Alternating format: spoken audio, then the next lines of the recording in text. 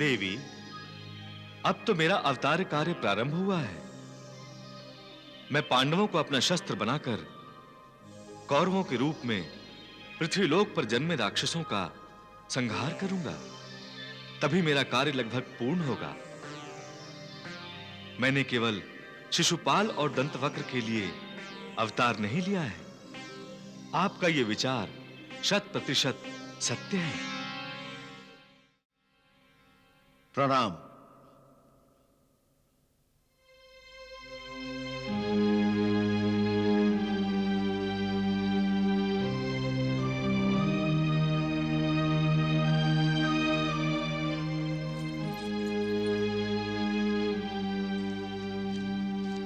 चेटीराज, मैं शीघ्र ही आपके माता पिता से मिलने आऊंगा।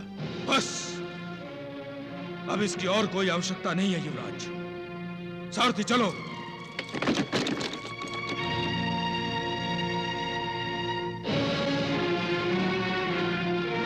करुषराज, चेटीराज इतने कुपित क्यों हैं? जिस राजकुमारी के साथ उनका विवाह होने जा रहा है, यदि वो राजकुमारी ये कह दे कि वो द्वारकाधीश श्री कृष्ण से प्रेम करती है, तो चेटीराज शिशुपाल प्रसन्न होंगे। युवराज रुक्मी, मैं तो विस्मित हूं कि चेटीराज ने इतनी सहनशीलता कैसे दिखाई, कैसे पी गए इतने बड़े अपमान का घूंट, और वो अपमान आपकी बहन ने किया।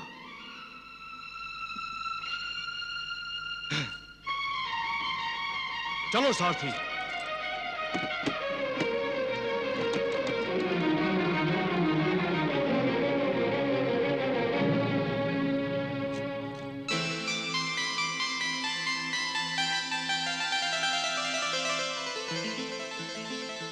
देवर्षि, आप यहां? प्रभु की इच्छा थी, मैं आ गया। आपके प्रभु की इच्छा? हाँ, इन्होंने इच्छा व्यक्त की थी कि इनकी बहन सुभद्रा अब विवाह योग्य हो गई है। उसके लिए अब उपयुक्त वर खोजना आवश्यक है। ऐसा कहा है तो कन्हैया ने ठीक ही कहा है। किंतु दाऊ भैया, जब मैंने सुभद्रा से पूछा तो इसने कहा कि पहले विवाह कृष्ण भैया का होगा, उसके पश्चात मेरा। देवर्षि, मैंने नारायण नारायण। तुमने ऐसा कहा सुभद्रा? दाऊ भैया, वो तो मैं बताता हूँ दाऊ भैया, मैं बताता हूँ। इसने कहा कि इसके विवाह के अवसर पर दाऊ भैया और रेवती भाभी तो होंगे ही, परंतु कृष्ण भैया को अकेले देख उसका मन प्रसन्न नहीं होगा। श्री कृष्ण को भी अपने विवाह पर पत्नी के संग देखना चाहती है सुभद्रा। ये बात तो ठीक ही की है इसने। तो मैं भैया के लिए एक सुंदर राजकुमारी ढूंढूं? हाँ सुभद्रे, हाँ। यदि अपना विवाह अति शीघ्र कराना चाहती हो तो मेरे प्रभु के लिए अति शीघ्र राजकुमारी ढूंढिए। क्यों प्रभु? मैं अभी राजपुरोहित को बुलाता हूं। और दाऊ भैया, आप भी देवर्षि की बातों में आ गए।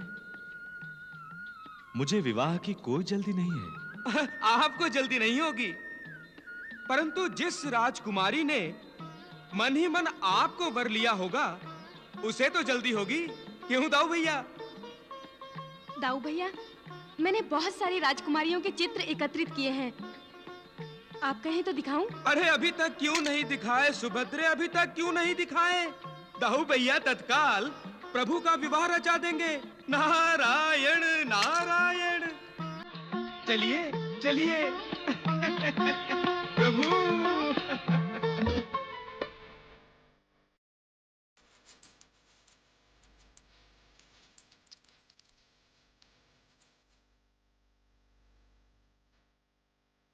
नारायण नारायण।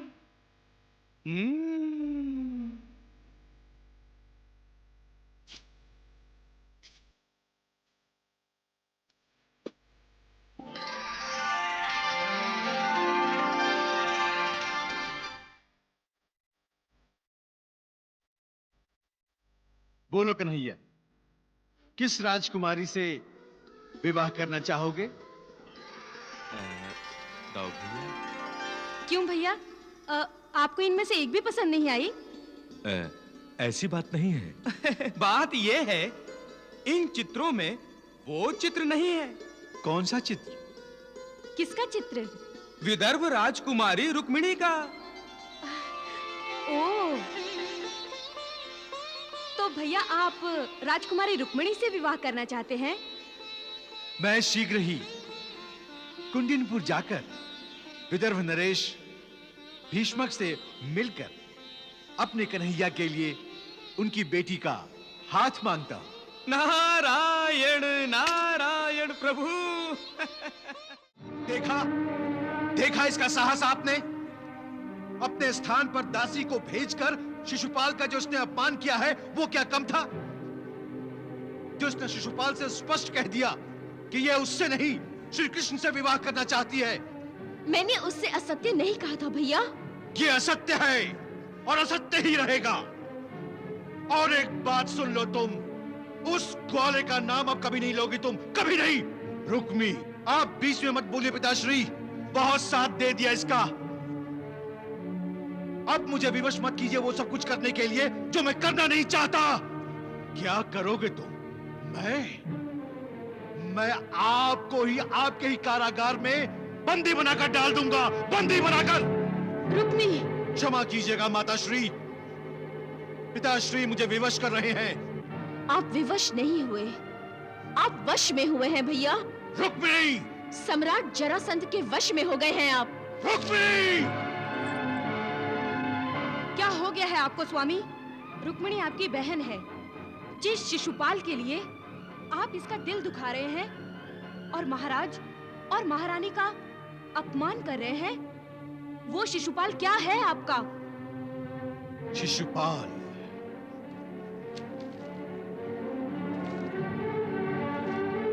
शिशुपाल मेरा भविष्य है। प्रहरी,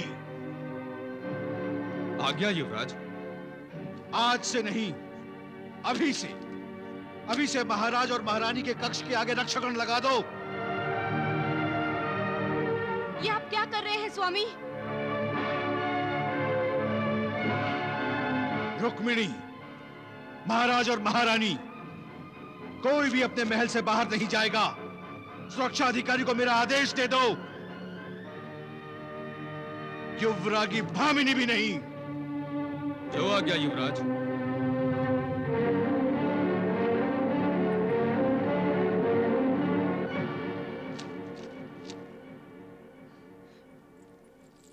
पिताश्री,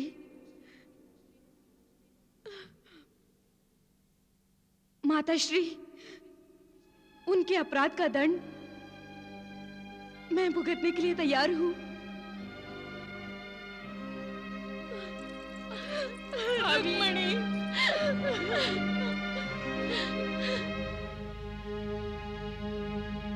देवी, जो लोग स्वयं अपना भविष्य नहीं बना पाते, वे दूसरों के बाहुबल, मनोबल अथवा तपोबल का अवलंबन ही ढूंढा करते हैं। देवी, रुक्मी बलवान है, किंतु इस समय स्वयं अहंकारों के अधीन है। जब बलवान विकारों के अधीन हो जाता है, तब वो निर्बल हो जाता है और बलवान हो जाते हैं उसके विकार। यही कारण है कि इस समय उसे भविष्य का अर्थ तक नहीं पता। भविष्य का अर्थ? हां देवी, भव का अर्थ है संसार और उसे तारने वाला केवल ईश्वर है। उसकी आराधना करनी चाहिए, उसकी भक्ति करनी चाहिए। ईश्वर ही मनुष्य का भविष्य है। परंतु मनुष्य ये नहीं मानता प्रभु। वो तो अपने आप को परमेश्वर समझता है, इसीलिए तो परमेश्वर को चुनौती देने का साहस करता है। पूजा और आराधना करने के स्थान पर वो ईश्वर से युद्ध करता है। यही तो विडंबना है देवी। अपने आप को परमेश्वर समझने वाला मनुष्य ये भूल जाता है कि वो अपना भविष्य नहीं बनाता, उसका भविष्य उसके कर्म बनाते हैं। वो जैसे कर्म करता है, भले अथवा बुरे ईश्वर को समर्पित होते हैं और उन्हीं के अनुसार ईश्वर उनका भविष्य बनाता है। मनुष्य अपना भविष्य कभी बना ही नहीं सकता। देवी, कोई मनुष्य सर्वगुण संपन्न नहीं होता। रुक्मी को शिशुपाल उसका भाग्य विधाता दिखाई दे रहा है और शिशुपाल को जरासंध।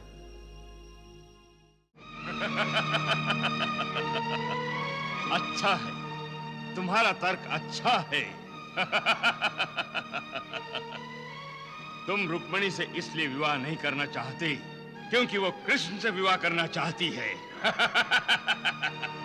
आप मेरा उपहास उड़ा रहे हैं काकाश्री। उपहास तो तुमने मेरा उड़ाया है। एक स्त्री से पराजित होकर चले आए। क्या मैंने तुम्हें यही संस्कार दिए थे कि तुम रणभूमि छोड़कर भागो? मैंने रणभूमि नहीं छोड़ी काकाश्री। शिशुपाल, नारी का मन जीतना भी एक युद्ध होता है और यदि मन न जीता जाए तो पुरुष नारी को ही जीत लेता है। उसे महायुद्ध कहते हैं। तुमने तो न मन जीता है और ना ही रुक्मिणी को जीतने का प्रयास किया। तुम तो सीधे भागकर यहां चले आए। मैं तो ये आस लिए बैठा था कि तुम मुझे अपने और रुक्मिणी के विवाह की शुभ सूचना दोगे और तुमने आकर मुझे अशुभ समाचार दिया है कि वो मेरे शत्रु कृष्ण से प्यार करती है और उससे विवाह करना चाहती है। क्या मैंने तुम्हें और दंतवक्र को इसलिए विदर्भ भेजा था? काकाश्री, विदर्भ वाला कार्य तो हमने सफलतापूर्वक पूरा कर दिया। अमरावती नरेश वीरेंद्र को हमने पूर्णतः पराजित कर दिया। शिशुपाल, लगता है जब मैं तुम्हें राजनीति और कूटनीति का पाठ पढ़ाता था तो तुम्हारा ध्यान पढ़ाई में नहीं होता था।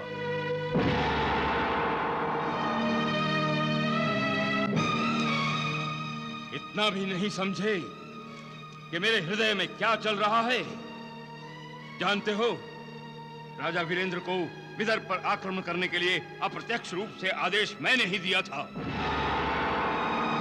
और वीरेंद्र को नष्ट करने का आदेश भी मैंने तुम्हें दिया था। परंतु क्यों काकाश्री? क्योंकि मैं चाहता था कि वीरेंद्र के साथ साथ तुम रुक्मिणी को भी जीत लो। रुक्मिणी को मैंने देखा नहीं, सुना है कि वो त्रिभुवन सुंदरी है। मैंने सोचा कि वो त्रिभुवन सुंदरी मेरे पुत्र समान शिष्य शिशुपाल की पत्नी बन जाए तो क्या मुझे ऐसा नहीं सोचना चाहिए था? नहीं काकाश्री, आप तो मेरा भला ही सोचेंगे। परंतु तुमने मेरी सोच के साथ न्याय नहीं किया। रुक्मिणी को जीते बिना ही चले आए। शिशुपाल, कृष्ण केवल मेरा शत्रु नहीं, वो तुम्हारा भी शत्रु है, महाशत्रु। रुक्मिणी जैसी त्रिभुवन सुंदरी को क्या तुम अपने महाशत्रु की हो जाने दोगे? अपने शत्रु का सुख और आनंद छीनने की जगह क्या तुम उसे आनंद भोगने दोगे? नहीं काकाश्री, नहीं। शिशुपाल, जो तुम्हें ठुकरा रही है उससे मुंह मत छिपाओ, उसे ग्रहण करो, विवाह करो उससे। और विवाह के पश्चात उसे पत्नी का स्थान मत दो। जिस प्रकार उसने तुम्हें ठुकराया है उसी प्रकार तुम उसे ठुकराओ, दासी बना दो उसे। और यह तभी संभव होगा जब कृष्ण का उसके साथ विवाह नहीं होगा। नहीं काकाश्री, मैं ये विवाह नहीं होने दूंगा।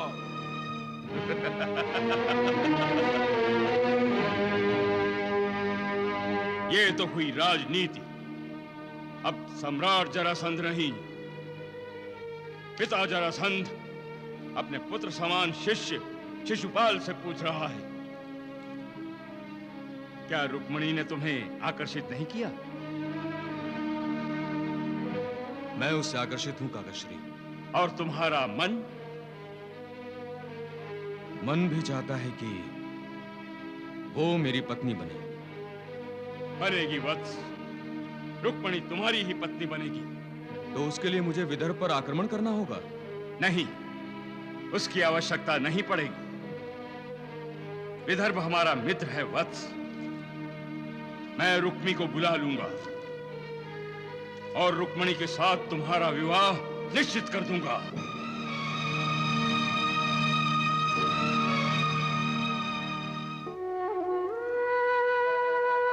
द्वारकाधीश, देख रहे हैं आप, माताश्री, पिताश्री, भाभी और मैं, हम सभी बंदी बन गए हैं। भैया रुक्मी की जिद के आगे हम में से किसी की भी सुनवाई नहीं। मुझे तो अब ऐसा लग रहा है कि इस जन्म में मेरा आपसे विवाह संभव नहीं है, परंतु मैंने ये अपना जीवन आपको समर्पित कर दिया है। यह शरीर मेरा है, किंतु आत्मा तो आपकी है। हे मुरलीधर, इससे पहले वो दुष्ट शिशुपाल मेरे शरीर का स्पर्श करे, मैं अपना ये शरीर ही समाप्त कर देती हूँ। अब अगले जन्म में हम दोनों एक होंगे।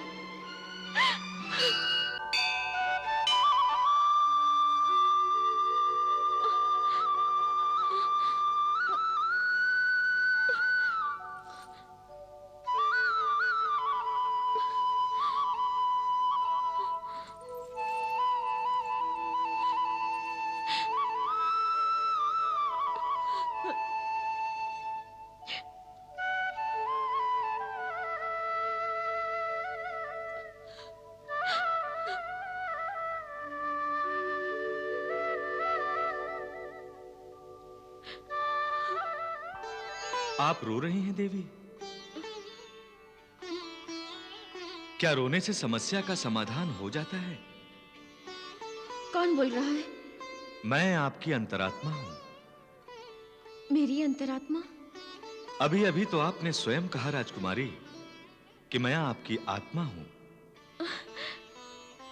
द्वारिकाधीश, आप निराश क्यों हैं? इसलिए कि आप बंदी हैं?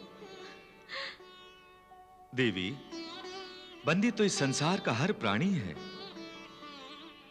कोई मर्यादा का बंदी है तो कोई ममता का, कोई आज्ञा का बंदी है तो कोई प्रतीक्षा का, और जन्म जन्मांतर का जो चक्र है उसका तो हर कोई बंदी है। आत्महत्या कोई उपाय नहीं है इस बंधन से मुक्त होने का। तो मैं क्या करूं? आप ही मेरा मार्गदर्शन कीजिए द्वारिकाधीश। आप अपने आप पर विश्वास करो, अपने प्रेम पर विश्वास करो और समर्पण में आस्था।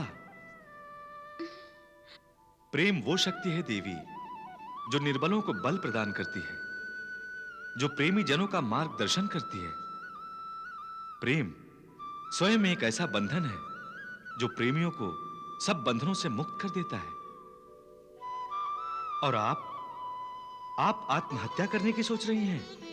मुझसे भूल हुई द्वारकाधीश। अब मैं प्रेम के ऐसे बंधन में रहना चाहूंगी जो मुझे अन्य बंधनों से मुक्त कर देगा।